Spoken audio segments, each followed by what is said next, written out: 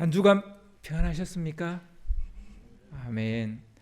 이 시간 우리 같이 말씀을 보겠습니다. 말씀은 마가복음 6장 45절에서 52절 말씀입니다.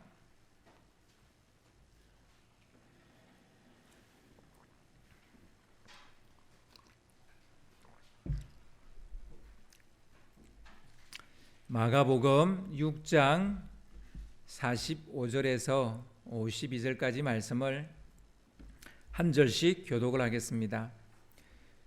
예수께서 즉시 제자들을 재촉하사 자기가 무리를 보내는 동안에 배 타고 앞서 건너편 베세다로 가게 하시고 저물매 배는 바다 가운데 있고 예수께서는 홀로 무태에 계시다가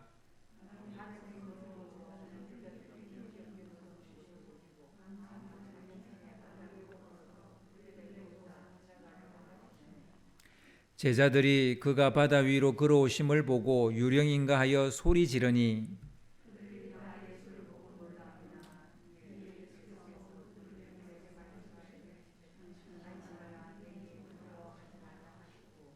배에 올라 그들에게 가시니 바람이 그치는지라 제자들이 마음에 심히 놀라니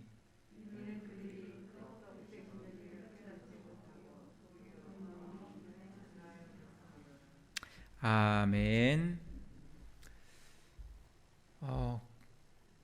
벌써 1년이 되어져 가는 것 같습니다. 코로나로 우리의 일상이 많이 위축받았고 또 우리 삶이 많이 제한을 받았는데 그게 벌써 1년이 되어져 가는 것 같습니다. 그렇지만 뭐 또 좋은 소식도 있는 것 같아요. 백신도 개발이 됐고 치료제도 개발이 돼서 뭐 내년 1월 정도나 뭐 빠르면 1월 뭐 2월 3월 정도에는 뭐 보급될 것 같아요.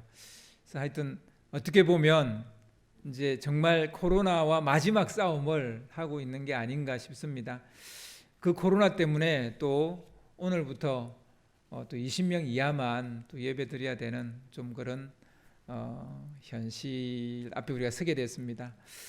뭐 동영상으로 예배 드리시는 분들도 그렇고 또 현장에 오셔서 예배 드리시는 분도 그렇고 이런 것에 더 이상 우리가 이제 위축되지 않았으면 좋겠고 어느 곳에서 예배 드리든 정말 하나님께 마음을 다하고 힘을 다하고 정성을 다해서 예배 드렸으면 좋겠습니다. 아멘. 오늘 주의 기적을 나의 기적으로 만들자, 주의 기적을 나의 기적으로 만들자라는 제목으로 같이 말씀을 나누겠습니다. 떡 5개와 물고기 2마리로 남자만 5,000명을 먹이는 오병이어의 기적이 일어났습니다. 제자들이 바라던 바는 바로 이것이었죠. 이 사람들이 지금 먹을 것을 구하지 못하니까 어떻게든지 먹을 것을 구해주기를 제자들은 바랬죠. 그런데 예수님께서 신적인 기적으로 제자들의 바램을 해결해 주었습니다. 제자들은 만족스러웠을 겁니다. 무척이나 기분이 좋았을 것입니다. 자기들을 따라온 사람들의 그 필요가 채워지는 것을 보면서 아마 뭐 자기들도 같이 먹었겠지만 그냥 보는 것만으로도 먹는 것을 보는 것만으로도 배가 불렀을 것입니다. 50명씩 그룹을 지어서 풀밭에 앉아서 식사하는 장면을 여러분 한번 상상해 보시기 바랍니다. 붉게 물든 노를 등지고 앉아서 식사하는 장면은 정말 장관이었을 것입니다. 최소한 10,000명 정도가 50명씩 이렇게 그룹을 지어서 앉아서 막 석양이 지는데 막 식사하고 있는 그 모습을 한번 생각해 보세요. 정말 진풍경이었을 겁니다. 그렇게 정말 낭만적이고 진기한 이 풍경은 그렇게 오래 가지 못했습니다.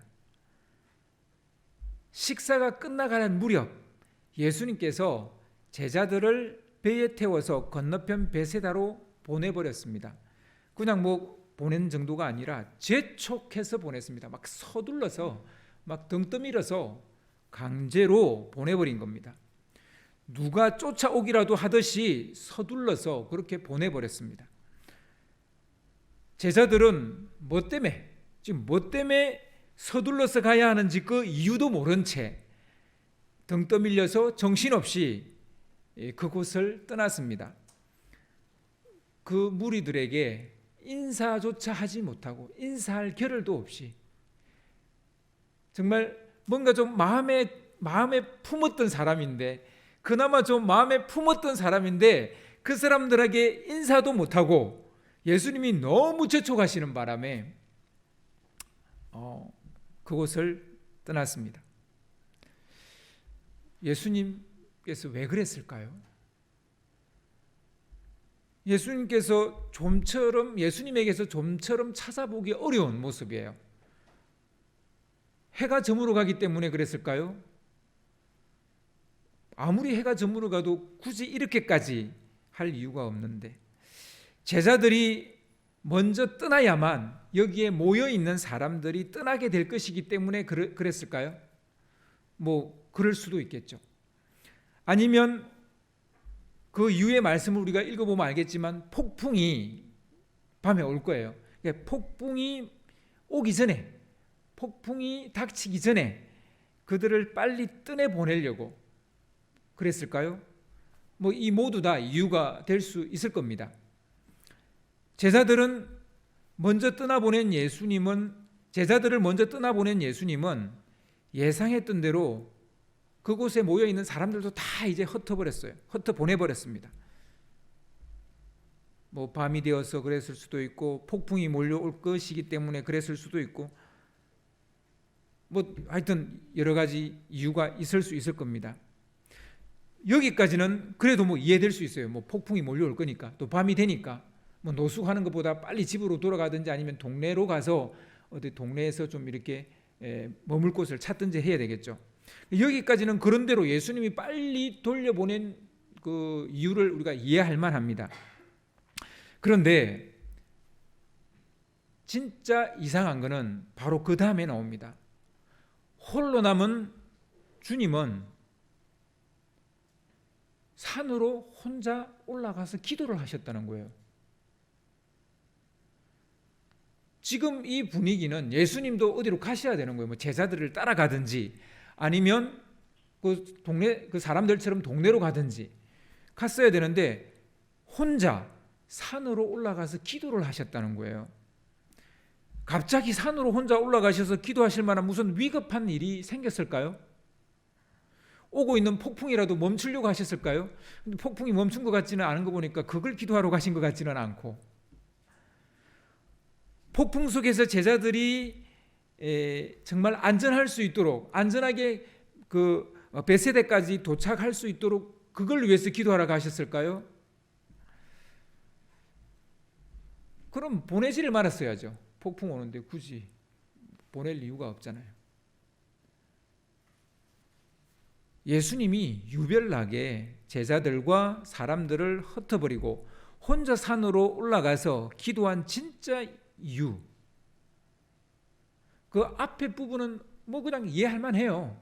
예수님이 제자들을 뭐 베세다로 보낸 거, 그리고 또 이 사람들, 이 큰 무리들을 빨리 흩어서 보낸 거, 뭐 나름대로 그냥 뭐 이해돼요.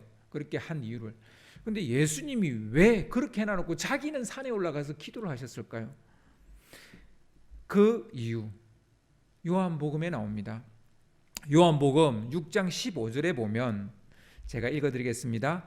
그러므로 예수께서 그들이 와서 자기를 억지로 붙들어 임금으로 삼으려는 줄 아시고 다시 혼자 산으로 떠나가시니라. 오병이어의 기적을 직접 눈으로 목격한 사람들은 예수님을 이스라엘의 왕으로 세우려고 했습니다. 한번 생각해 보세요. 오병이어의 기적을 일으키는 이가 왕이 되면 적어도 먹고 사는 문제는 없겠죠.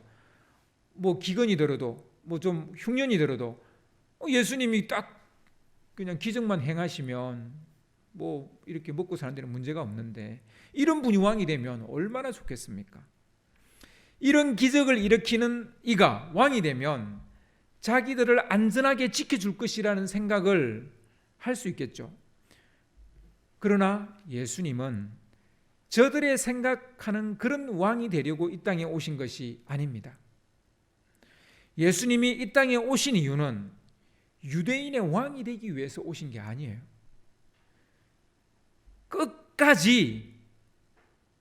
끝까지 예수님의 그 머리 위에 유대인의 왕이라는 패가 붙어 있었지만 예수님은 유대인의 왕이 되려고 오신 게 아니에요.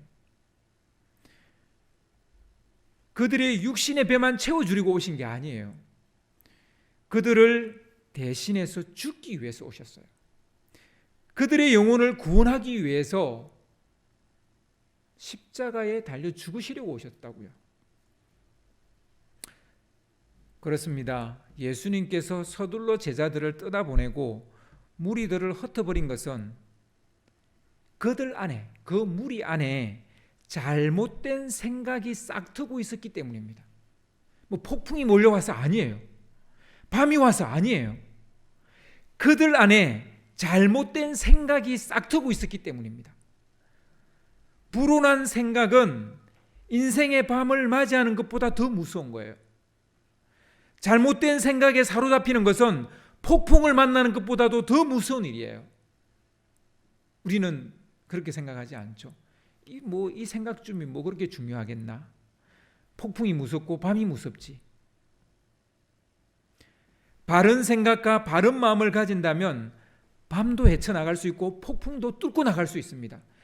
우리가 밤을 헤쳐나가지 못하고 폭풍을 뚫고 나가지 못하는 것은 밤이었어가 아니라 폭풍이었어가 아니라 우리가 나약해졌기 때문에, 우리의 마음이 약해졌기 때문에, 우리가 힘이 없기 때문에, 우리의 생각과 마음이 잘못되었기 때문이에요. 생각과 마음이 병들면 밤은 더 어둡게 느껴지고 폭풍은 더 거대하게 보이는 것이죠. 우리는 기적을 좋아합니다. 우리의 삶이 기적의 연속이었으면 좋겠다 이렇게 생각합니다. 매일 기적이 일어났으면 좋겠다. 그러나 이 얼마나 위험천만한 생각인지 몰라요. 기적인 것은 어쩌다 일어나니까 이게 기적인 것이지, 기적이 매일 일어나면 이건 기적이 아니죠. 그것은 자연 법칙이죠. 매일 일어나는 것은 자연 법칙이지 기적이 아니에요. 기적이 일상인 삶을 우리는 꿈꾸지 말아야 됩니다. 그것을 꿈을 꿔서는 안 돼요. 만약 기적이 일상이 된다면 그건 끔찍한 세상이 되고 말 것입니다. 너도 나도 모두 다 기적이 일어나면 자연 법칙이라는 게 사라집니다. 그럼 이 세상은 뭐 어떻게 돌아가는 거예요?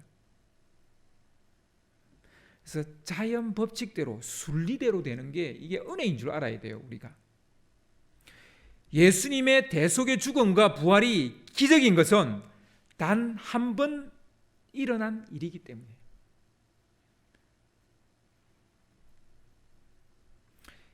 예수님이 그 무리를 속히 흩으신 것은 그들이 기적을 목격했기 때문에, 그들이 기적을 보았기 때문에, 기적을 보고 꾸지 말아야 할 꿈을 꾸었기 때문이에요. 바라지 말아야 할 것을 바라고 원하지 말아야 할 것을 원했기 때문이에요. 하나님께서 바벨탑을 쌓는 사람들의 언어를 혼잡케 하고 흩어버린 것은 우리는 잘 알고 있습니다. 왜 그렇게 하셨는지.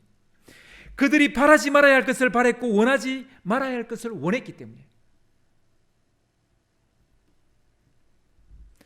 지금 인류는 바라지 말아야 할 것을 바라고 있는지도 몰라요. 원하지 말아야 될 것을 원하고 있는지도 몰라요. 이 정도면 편안하잖아요. 이 정도면 살만하잖아요. 뭘 더 기술을 개발하고 발전을 해서 무슨 강명을 보겠다고.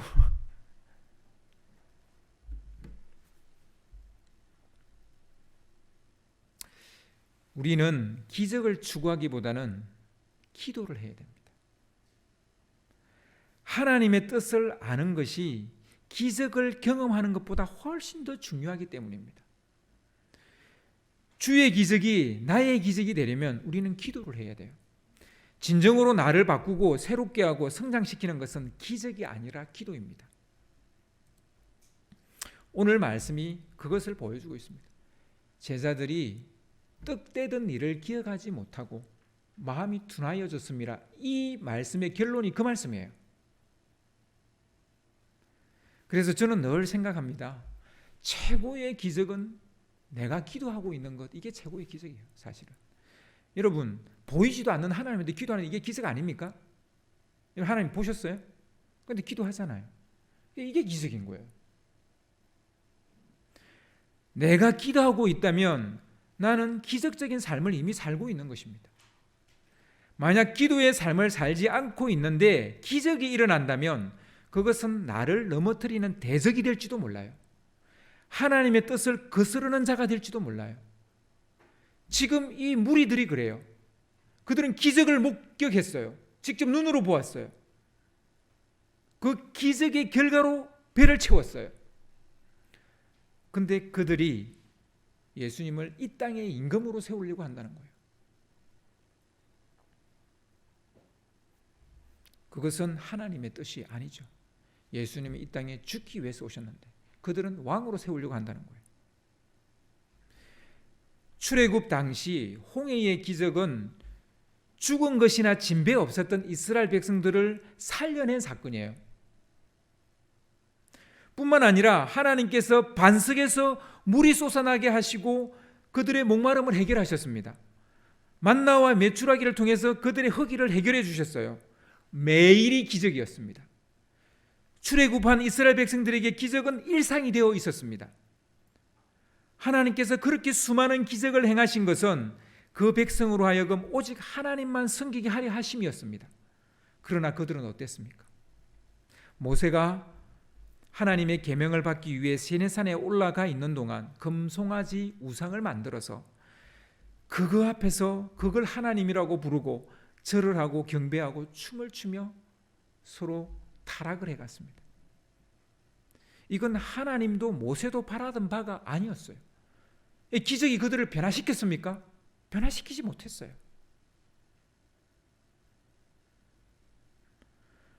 그들을 성장시켰습니까? 성장시키지 못했다는 것이 자명하지 않습니까? 이 어처구니 없는 백성 앞에서 모세는 망연자실했어요. 한마디로 답이 없는 이 백성 앞에서 모세는 산에서 들고 내려온 십계명을 그 돌판을 던져서 깨트려 버립니다. 그러나 모세가 최종적으로 했던 행동은 뭡니까? 그냥 십계명 깨트리고 끝이었습니까? 모세가 최종적으로 한 행동이 뭡니까? 그 백성을 위해서 다시 중보기도를 하는 거예요. 그리고 모세도 다시 돌판을 준비해서 산으로 올라가서 기도를 하는 거예요. 하나님을 만나러 다시 올라간 거예요. 이 백성의 위기를 바꾼 것은 기도죠. 기적이 아니었어요. 기도였다. 모세의 기도였다. 그들이 다시 십계명을 받을 수 있었던 것은 모세가 다시 하나님께 나아갔기 때문이에요.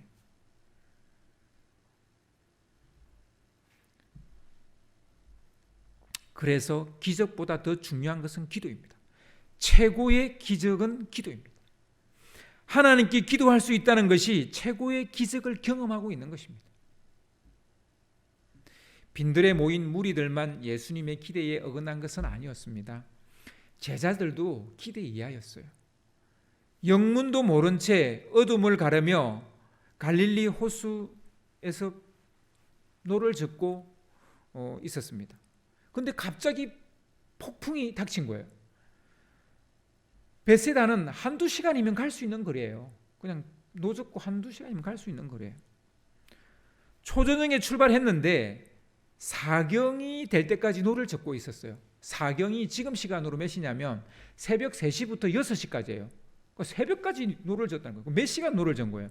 한 6시, 7시에 출발했는데 새벽 3시, 6시까지도 아직 노를 젓고 있는 거예요. 폭풍을 만나가지고. 밤새도록 폭풍과 싸웠고 노를 지었습니다. 그런데 제자들은 밤새 괴롭게 노를 지었지만 예수님을 찾지 않았어요. 찾을 줄 알았어요. 기도할 줄 알았어요. 그런데 열심히 노만 지었어요. 어쩔 수 없이 예수님은 날이 새기 전에 무리를 걸어서 그들에게로 갔습니다. 찾지 않으니 직접 찾아가신 거죠. 우리가 찾지 않으니까 주님이 직접 이 땅에 오신 거예요.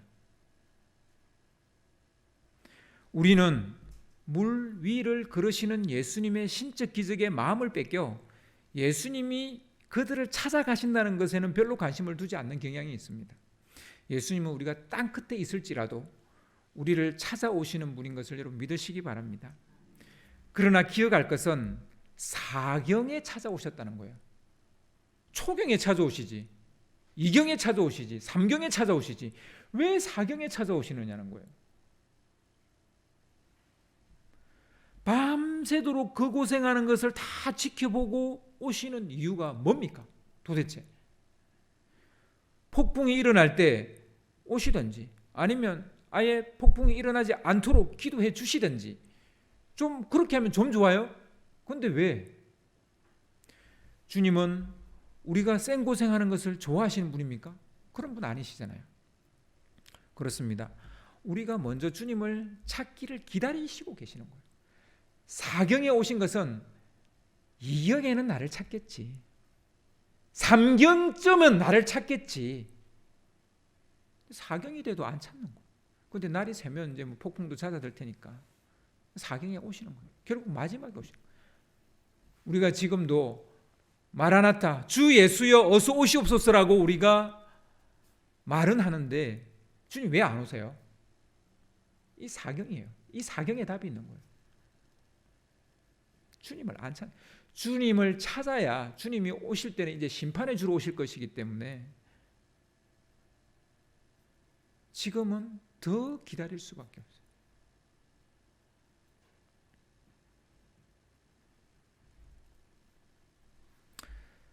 우리가 인생의 폭풍을 만났을 때 그 폭풍을 밤새도록 경험하게 될지 아니면 초저녁에 폭풍을 뚫고 나갈지는 사실 우리에게 달려있는 것이지 주님께 달려있는 게 아니에요. 하나님 어째서 이렇게 오랜 시간 동안 나를 괴롭게 하십니까? 라고 우리는 하나님께 묻지만 주님 입장에서 참 답답하기 거지없는 노릇이죠. 니네들이 나를 찾아야 내가 가지. 사경을 이경으로 바꾸는 것은 기도입니다.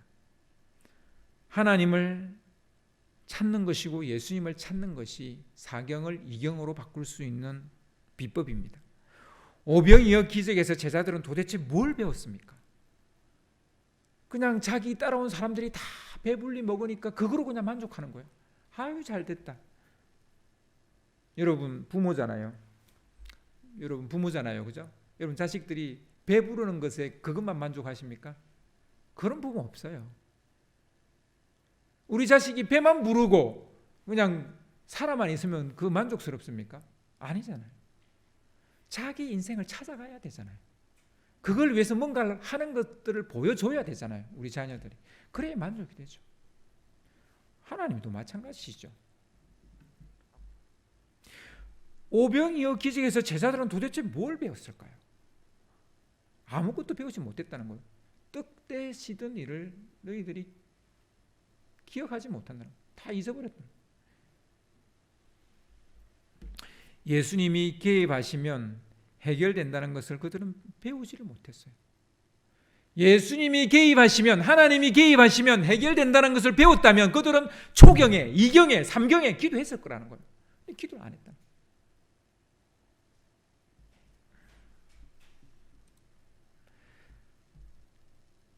(52절) 말씀을 보시면, 오늘 본문 52절 말씀을 보시면, 이는 그들이 그 떡 떼시던 일을 깨닫지 못하고 도리어 그 마음이 둔하여졌음이러라.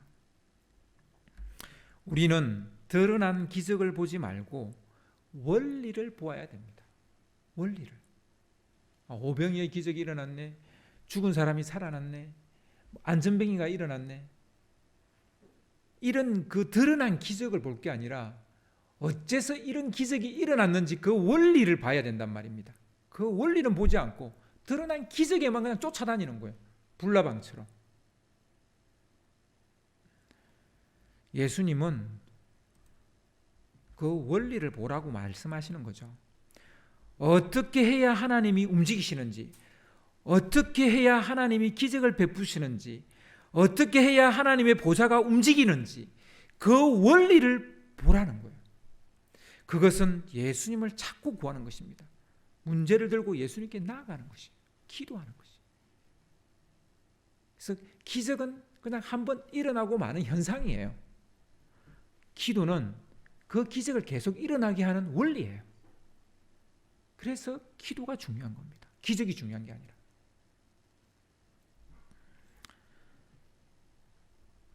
폭풍을 뚫고 괴로이 노를 젓는 제자들에게 예수님께서 다다랐을 때 제자들의 반응은 가관이었어요. 그들을 도우려고 오신, 하도 답답해서 도저히 더 지켜볼 수가 없어서 그들을 도우려고 오신 예수님을 그들은 유령이라고 소리를 쳤어요. 정말 실망이죠. 주님을 알아보지도 못했을 뿐만 아니라 얼른 맞아들이지도 않고 유령이라고 말도 안 되는 그런 소리를 치고 있는 이 시원찮은 판결, 정말 한심하기 짝이 없죠. 그러나 우리는 알아야 합니다. 사람은 고난이나 고통을 겪고 있으면 혹은 죽음에 직면하게 되면 더 약해져요. 더 강해지는 게 아니라 더 약해져요. 물론 강해져야 돼요. 그런데 대부분은 약해져요. 여러분도 그런지 모르겠지만 저는요, 몸이 좀 어디 조금 아프다 싶으면 별의별 생각이 다 들어요. 암인가? 이런 생각도 들고, 저번에 그 건강검진 빨리 가서 받아볼 걸 뭐 이런 생각도 들고. 저만 그렇습니까? 여러분 안 그렇습니까? 심지어 나이 드신 분들은 몸이 아프시잖아요. 그러면 꿈에 돌아가신 분들을 봬요. 돌아가신 어머님, 돌아가신 아버님, 나이 드신 분들 그래요. 많은 분들한테 내가 그런 얘기를 들었어요. 그러니까 죽을 때가 돼서 그래요? 아니잖아요. 마음이 약해진 거예요. 어디가 아프면 어떤 큰 고통 속에 있으면 사람은 이렇게 약해지게 돼 있는 거예요. 그 약함이 꿈에도 나타나는 거예요. 꿈자리가 사납게 되는 거죠. 아프거나 어려움을 겪게 되면 마음은 한없이 약해집니다. 이것을 우리가 알기만 해도 좀 도움이 돼요. 내가 지금 정말 마음이 약해져 있구나. 내가 지금 아파서 마음이 약해져 있구나. 이것만 알아도 더 우울해지지 않습니다.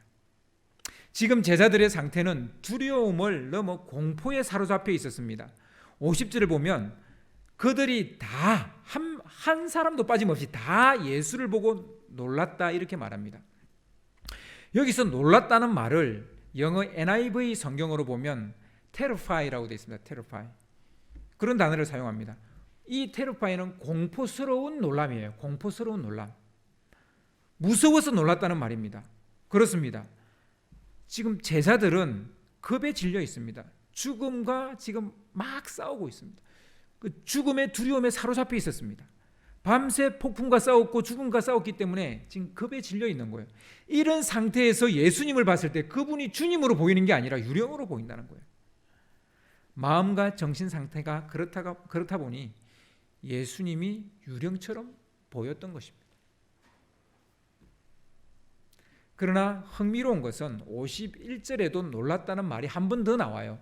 50절에만 노는 게 아니라 51절에 노는데 51절을 보시면 배에 올라 그들에게 가시니 바람이 그치는지라 제자들이 마음에 심히 놀라니.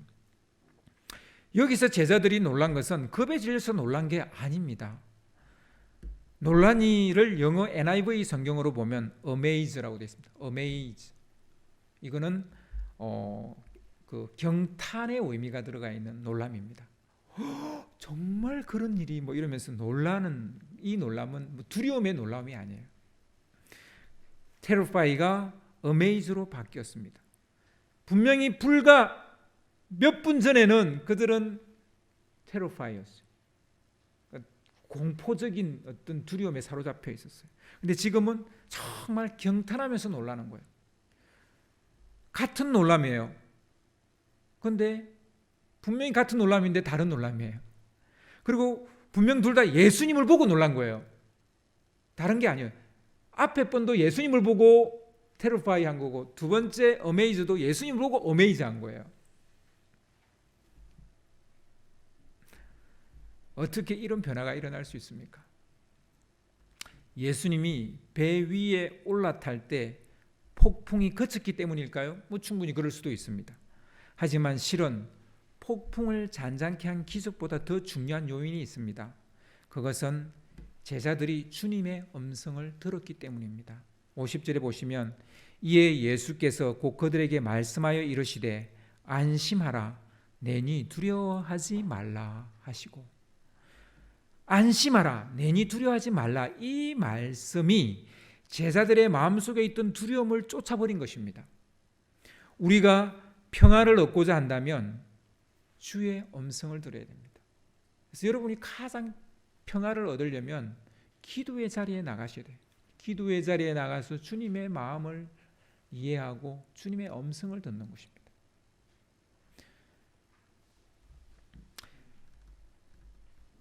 매일 주의 음성을 듣고 시작하는 사람과 그렇지 않은 사람의 차이가 무엇일까요? 여러분은 아침에 일어나서 제일 먼저 하시는 행동이 뭡니까? 저는 침대에서 미끄러지듯 내려오면 바로 바닥에 엎드립니다. 그리고 이마를 항상 바닥에 댑니다. 항상 이마를 받아야 돼요. 저는 이마를 바닥에 대고 깨구리 모양같이 엎드려서 기도를 합니다. 길게 기도하지는 않습니다. 그러나 딱 첫 마디가 그것입니다. 주님, 저는 죄인입니다. 그러나 주님의 긍휼을 입은 자이고 주님의 은혜를 입은 자입니다. 제가 이 말을 제일 먼저 해요. 그러고 하루를 시작합니다. 그리고 이제 기도해야 될 제목들을 놓고 이제 기도를 합니다. 여러분, 매일 주의 음성을 듣고 시작하는 사람과 그렇지 않은 사람 차이가 무엇일까요? 저는 아침마다 주의 음성을 들어요. 나는 죄인이다라는 음성도 듣고, 그렇지만 너는 긍휼을 입은 자이다.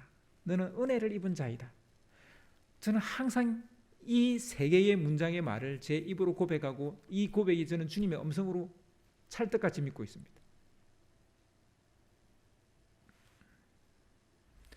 온종일 테러파이로 가득 찬 사람과 어메이징으로 가득 찬 사람 차이, 그 차이가 아니겠습니까? 이렇게 기도하고 시작하는 사람은 테러파이일 수가 없어요. 어메이징하지. 그렇지 않겠습니까? 여러분, 인생에 놀람이 가득 차야 돼요. 그런데 어떤 놀람이 가득 찼으면 좋겠어요? 맨날 두려움, 걱정, 염려 이런 거로 가득 찼으면 좋겠습니까? 아니면 하나님이 일하신 것으로 인해서 항상 어메이징 그레이스 이렇게 하고 살겠습니까? 어느 쪽입니까? 어떤 기적은 테러파이를 일으키는 기적이 될 수도 있어요. 하지만 어떤 기적은 어메이징을 일으키는 기적이 될 수 있습니다. 이 둘의 차이는 기적에 있지 않고 주의 음성을 들었느냐 듣지 못하였느냐의 차이에 있는 겁니다. 즉 기도의 차이가 있다는 것입니다. 말씀을 정리하려고 합니다. 예수님은 생각지 못한 도전에 직면했습니다. 그것은 세상이 원하는 왕이 될 것인지 아니면 하나님이 원하는 왕이 될 것인지. 세상의 유혹은 달콤하고 멋집니다. 얼마나 달콤하고 멋져요. 모든 사람이 다 일어나서 왕으로 세우려고 하니 이게 얼마나 멋진 유혹입니까? 그러나 주님의 뜻은 고난이고 초라하기 그지없어요. 죽어야 되는 거예요. 이 두 갈림길에서 예수님은 기도의 자리에 나가지 않았다면 그 사람들로부터 그 자리에서 왕이 되셨는지도 몰라요. 그런데 그 유혹을 물리치기 위해서 예수님은 기도의 자리로 나갔던 거예요. 제자들이 폭풍을 만날까 봐 간 거 아니에요. 이 사람들이 잘 때가 걱정이 돼서 아니에요. 당신의 문제였어요. 당신의 문제. 당신이 지금 세상이 원하는 왕이 될 것인지 아니면 하나님이 원하는 왕이 될 것인지, 그 문제를 놓고 그 유혹 앞에서 이것을 이기기 위해서, 이것을 극복하기 위해서 기도의 자리에 나갔던 거예요. 근데 기도가 끝나고 나서 보니까 제자들도 싸우고 있는 거예요. 폭풍과. 자기와 조금 다른 문제지만 제자들도 싸우고 있는 거예요.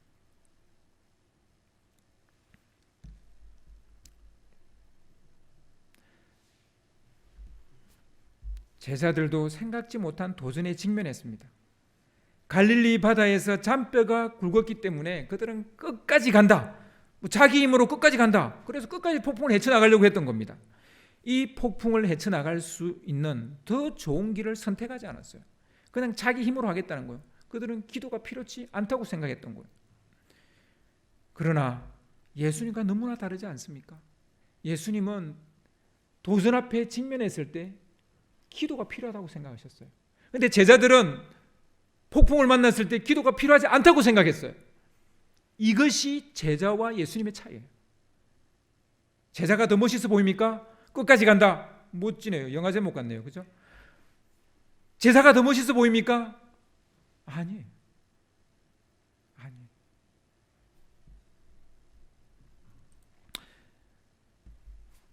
예수님은 기도로 당면한 도전을 극복했고 제자들은 생고생만 하고 말았던 거예요. 그 어두운 밤을 어떻게 극복했는지 너무나 다른 모습을 보여주고 있는 겁니다. 제자들은 기도의 자리에 서지 못했습니다. 그냥 최종적인 하나님의 예수님의 그 은혜로 겨우 폭풍을 모면했을 뿐입니다. 여러분, 또 하나의 기적을 경험했어요. 제자들은 폭풍을 뚫고 나왔어요. 물론 자기 힘으로는 아니에요. 오병이의 기적도 경험했습니다. 폭풍도 뚫고 나왔습니다. 기적을 두 번이나 경험했지만 예수님이 그들에게 던진 메시지는 써디쓴 소리입니다. 떡 떼던 그 일을 기억하지 못하느냐, 마음이 둔하여졌다라고 말합니다. 여러분, 아무리 기적을 계속 경험해도 우리는 계속 마음이 둔해져 있을 수 있어요. 그러나 기도를 계속 하는데 마음이 둔해져 있을 수 있을까요? 그렇지 않습니다. 주의 기적만 있다면 우리는 아무런 성장도 변화도 없습니다. 주님이 계속 기적 일으켜주면 내 삶은 뭐 좋을지 모르겠어요. 그런데 나는 변하지 않아요. 성장하지 않아요. 주의 기적이 나의 기적이 되어져야 됩니다. 주님이 계속 기적만 일으키는 그런 삶이 아니라 그 기적 내지는 무엇으로 내가 바뀌어야 되고 성장해야 되죠. 그렇게 되려면 기도를 해야 된다는 것입니다. 그래서 주의 기적이 나의 기적이 되려면 어떻게 해야 된다고요? 기도해야 돼요. 기도가 답입니다.